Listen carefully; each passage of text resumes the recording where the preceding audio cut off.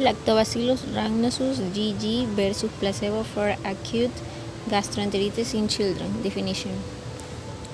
Acute gastroenteritis developed in millions of children in the United States every year, and treatment with probiotics is common. However, they to support the uses of probiotics in this population are limited.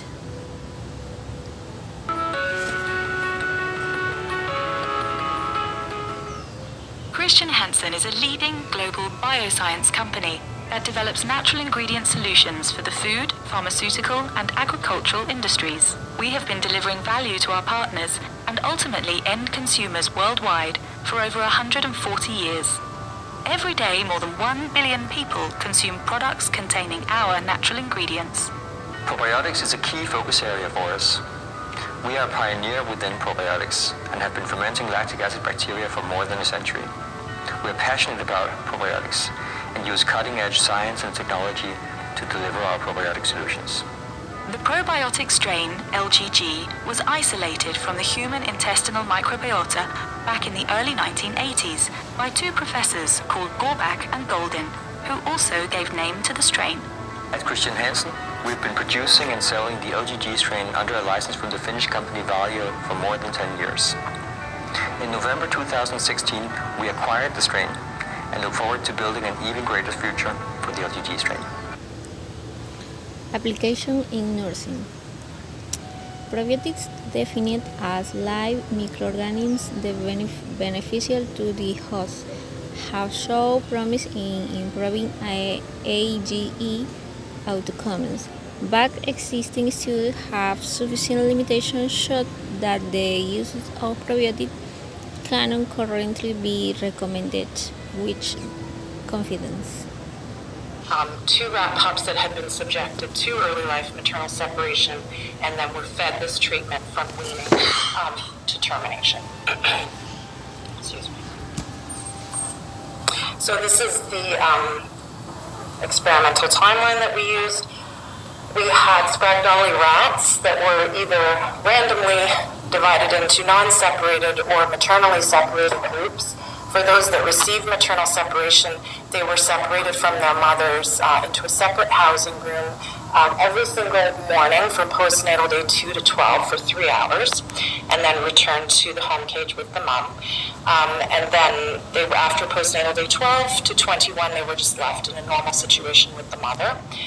Weaned at postnatal day 21, and at that point randomly allocated into treatment groups. So our controls received drinking water and standard rodent chow, and our LSM group received the LGG supernatant and via the drinking water and standard chow for food. At postnatal day 79, so roughly 11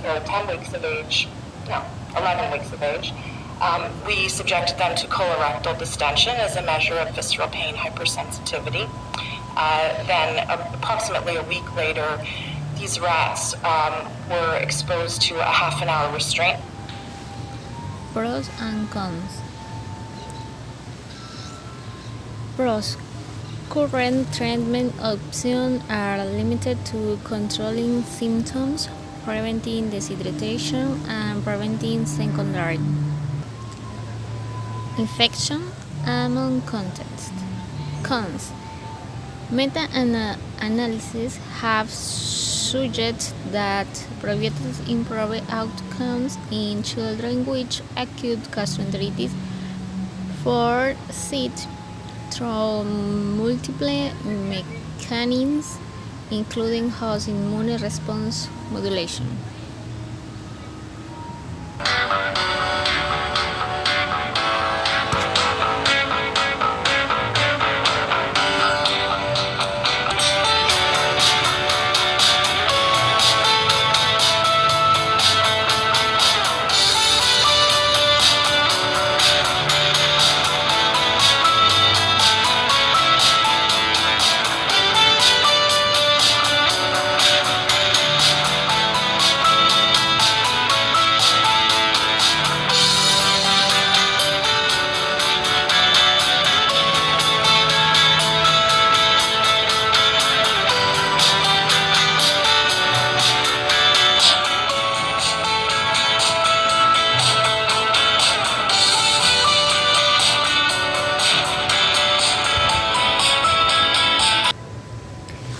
used athlete in Ecuador.